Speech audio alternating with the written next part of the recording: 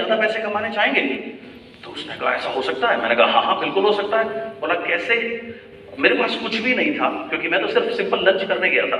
मैंने कहा पेन दिखाओ, मैंने उसका पेन लिया, सामने टिश्यू पेपर पड़ा हुआ था टेबल पे, टिश्यू पेपर पे उसको प्लान दिखाया, 15-20 मिनट का प्लान दिखाया होगा। उसके बाद उसने जेब से, उस समय ज्वाइन करने के 2000 रुपये लगा करते थे, उसने जेब से, अनजान आदमी था, 2000 रुपये निकाले, बोला भाई मेरा फॉर्म भर देना और ऐसे ऐसे ये मेरी डिटेल है, मेरे को ज्वाइन करा देना।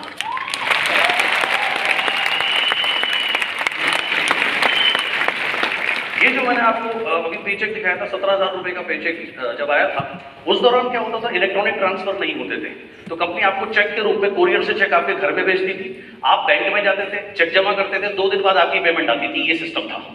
तो वो चेक लेके मैं इतना एक्साइटेड था, मैंने बस पकड़ी अपने ऑफिस जाने के लिए, जहां पे बिजनेस मीटिंग होती थी शाम को।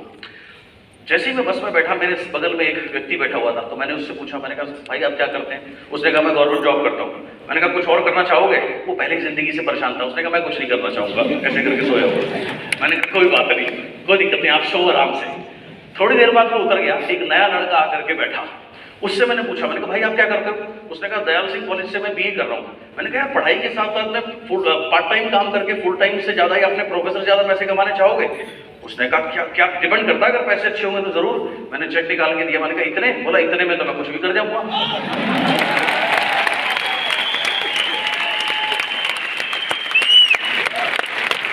मैंने कहा कहाँ जा रहे हो?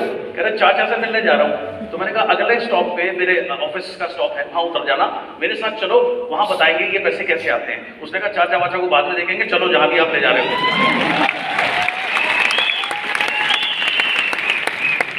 उसको मेरे साथ बिजनेस मीटिंग में बैठा, बाहर निकला, सेम उसने ज्वाइन किया, उसके साथ मेरा नेटवर्क बना। मुझे समझ में नहीं आता, कई बार लोग कहते हैं कि मेरे पास लोग नहीं है। लोग नहीं है ऐसा कैसे हो सकता है? हिंदुस्तान में सब चीज की कमी हो सकती है, लोग की कमी तो कभी नहीं हो सकती। तो एक्चुअल में लोगों की कमी नहीं होती, हमारे अंदर एक्साइटमेंट की कमी होती है। हमें अपने ड्रीम पर विश्वास नहीं होता। अगर हम एक्साइटेड हैं और हमें पूरा भरोसा अपने ड्रीम्स के ऊपर में, तो लोग तो अपने आप मिलेंगे ही मिलेंगे, कोई ऑप्शन नहीं है। उसके बाद जनवरी 2000 आते आते 50,000 की इनकम पहुंच गई। अप्रैल तक आते आते 70,000 हो गया। अप्रैल 2000, यानी इंडस्ट्री में मुझे 2 साल हो गए थे। उस समय 70-75,000 रुपए, आज से 22 साल पहले एक बहुत बड़ी इनकम हुआ करती थी।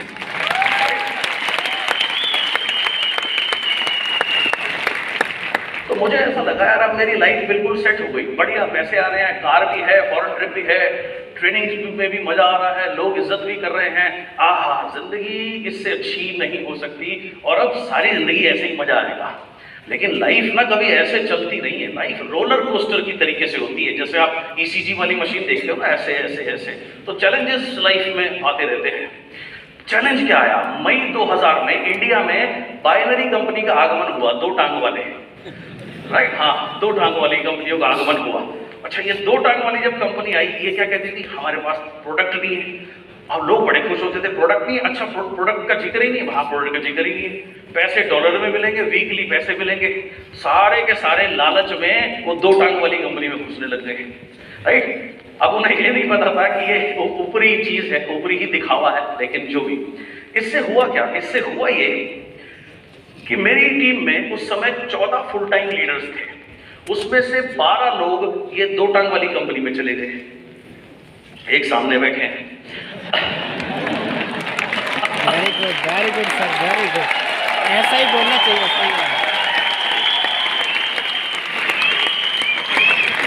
और गए तो गए, कोई बात नहीं, दिक्कत बुराई करने में मजा आता है। क्लोज होकर काम करते थे, क्योंकि लगभग हम सबकी एज एक जैसी थी, 2-4 साल आगे पीछे। सभी ने कैरियर के रूप में इस बिजनेस को लिया था। डेली शाम को मीटिंग के बाद में हम लोग उठते बैठते खाते पीते थे, तो हमारी बॉन्डिंग बड़ी क्लोज थी।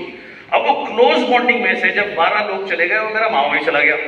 तो सब लोग उनसे पूछते थे मेरे बारे में कि वो नहीं आए। बोले आज आ रहे हैं, वो भी आ रहे हैं, वो भी आ रहे हैं, आप तो काम करना शुरू करो। अब उन्हें कुछ ना कुछ तो बोलना था। अब एक तरफ तो मेरा बिजनेस नीचे गया, दूसरा कंपनी भी ये देखती थी कि ये सारी इसकी खास टीम, खास लोग वहां चले गए, वहां चले गए, ये भी जाने वाला, तो कंपनी अलग आउट करती थी। बड़ा अजीब सा माहौल बन गया, बड़ा डिप्रेशन हुआ थोड़े टाइम के लिए। लेकिन जल्द ही मैंने अपना माइंड सेट किया।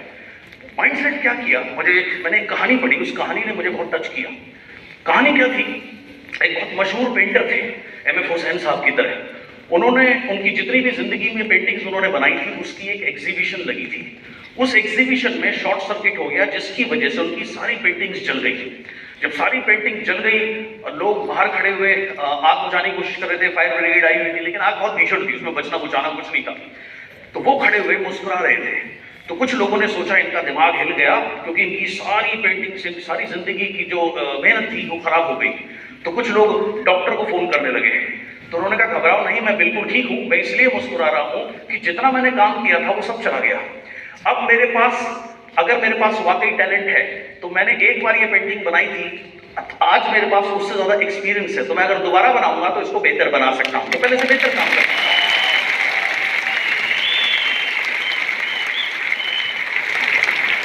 और दूसरा, अगर मेरे में टैलेंट नहीं है, ये पेंटिंग बाय चांस बन गई थी, तुक्के से बन गई थी, तो बिना टैलेंट के भगवान ने इतने साल इतना पैसा दिया, इतनी इज्जत दी, तो भी तू क्यों रो रहा है? तेरे पास रोने का कारण क्या है? तो मुझे भी ये बात समझ में आई। मैंने 2 साल सीखा इस इंडस्ट्री में नेटवर्क बनाना, मेहनत करी, काम किया, नेटवर्क बनाया। नेटवर्क ही तो गया है ना, जिंदगी तो नहीं गई, मैं तो हूं, दोबारा बना सकता हूं। तो ये मैंने मेरा माइंडसेट किया, मैंने कहा यार मैं दोबारा बना सकता हूं। और मैंने अपनी ग्रुप की रिपोर्ट निकाली, उसमें फोन कॉल उनको नीचे नीचे करना शुरू किया। कोई 10वें लेवल पे होगा, कोई 50वें लेवल पे होगा, मुझे क्या फर्क पड़ता, मुझे तो मेरा बिजनेस दोबारा से उठाना था। तो मैंने उनको फोन कॉल किया, मैंने बताया जी मैं सिद्धार्थ सिंह बोल रहा हूँ, आपके ग्रुप में आता हूँ, यदि आप इंटरेस्टेड हैं बिजनेस को बिल्डअप करने के लिए तो मैं तैयार हूँ आपके साथ काम करने के लिए, बताइए कब कब मुलाकात हो सकती है।